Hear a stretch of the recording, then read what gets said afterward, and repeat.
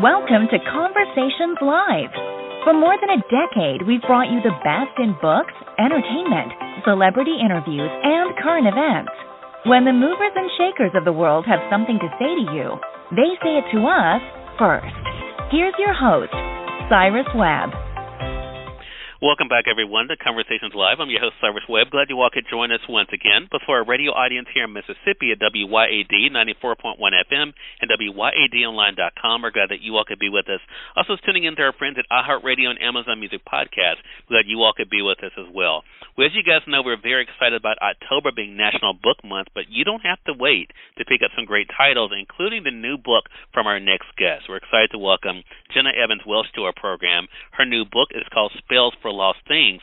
We'll talk to Jenna not only about the writing of the book, but what it's been like for her to see the early response to her main character, Willow, and, of course, what she hopes you to remember about the book as well.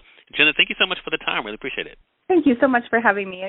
I'm excited to be here. Look, excited to talk to you. Well, I know the book, is a new release, but I know the reviews have already been coming in, Jenna. What has this experience been like for you to share Willow's journey with the world? I am very excited about this. I have worked longer on this book than any of my others, and I think it's one that I really fought for. Looking back, I think it was likely something that was kind of beyond my scope when I started, and I had to sort of build up to it. So having it out in the world is very exciting. It feels like it's just been forever leading up to this day. Yeah. Well, of course, Jenna, people know you because of your other work. I should mention, for those who don't know, Jenna's a New York Times best-selling author. You've been able to write books, I think, that make people, of course, think, laugh, and, of course, they're entertaining. Is that part of the fun for you, Jenna, to do something that you love, but also to have readers love it too?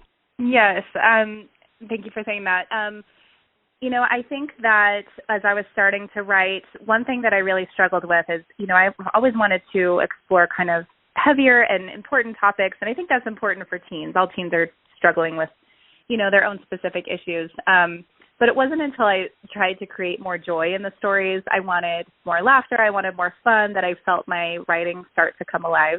So I've always really cared about blending those two things together. One thing that was an interesting thing for me when I was reading the book, Jenna, was the idea, of course, as we get to know Willow and Willow kind of coming into her own, but also the idea of friendship. I didn't think about that being such a theme that kind of comes throughout the book in different ways. What was that like for you to explore? Of course, us being comfortable with ourselves, as you just said, but also having people around us as part of our support system. Yeah, I think that a lot of YA novels in particular focus a lot on romantic relationships, but there are obviously so many different types of relationships that are important to teenagers. And I've always tried to make those relationships just as important in the novel. And with Mason and Willow, the two main characters, I always want to show relationships that develop in a kind of healthy and natural way.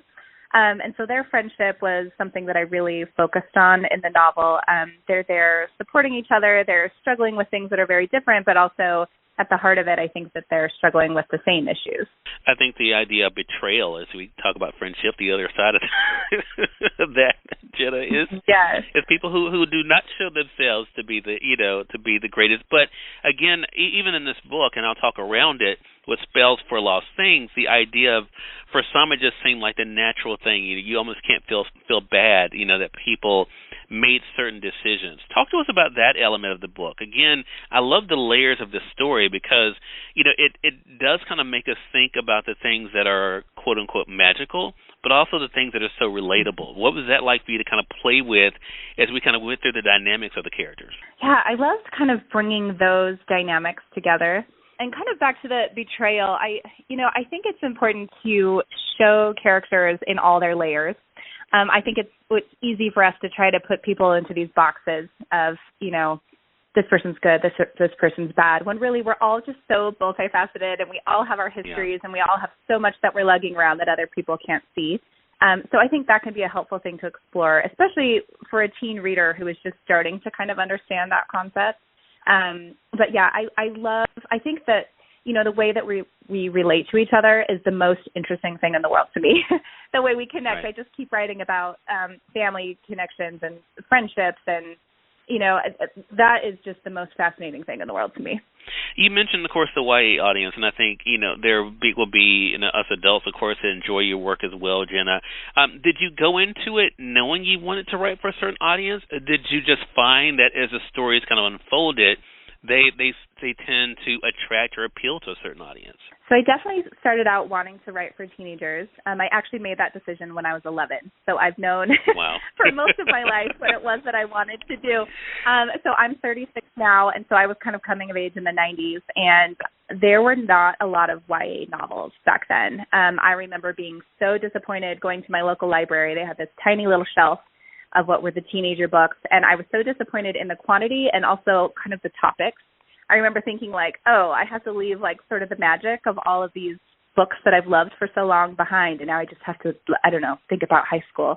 So I actually have a very clear memory of telling my mom at 11, I'm going to write books for teenagers because I don't like what's on that shelf.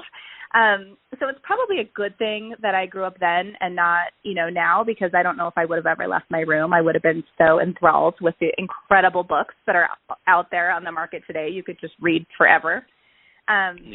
Yeah, it's been an incredible thing to be part of this, and I'm so glad that the YA world is just developing so well. Such a great thing. The last thing I want to ask you about, again, to kind of talk around this, Jenna, not to spoil it for anyone, because I am going to remind them how they can get the book for themselves. As Willow is going through her own sense of belonging and finding her place, also there is, how can I say, a mending that she's searching for as well. You know what I'm talking about. I mean, what was that like for you? We talked about the friendship aspect, but what was it like for you to kind of think about ways that she could be able to mend some of the things from her past, and what you hope readers kind of got from that aspect too?